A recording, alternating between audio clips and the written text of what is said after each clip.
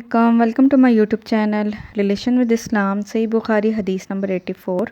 اعوذ باللہ من الشیطان الرجیم. بسم اللہ الرحمن الرحیم. نبی کریم صلی اللہ علیہ وسلم سے آپ کے آخری حج میں کسی نے پوچھا کہ میں نے رمی کرنے یعنی کنکر پھینکنے سے پہلے ذبح کر لیا. آپ صلی اللہ علیہ وسلم نے ہاتھ سے اشارہ کیا اور فرمایا کچھ حرج نہیں.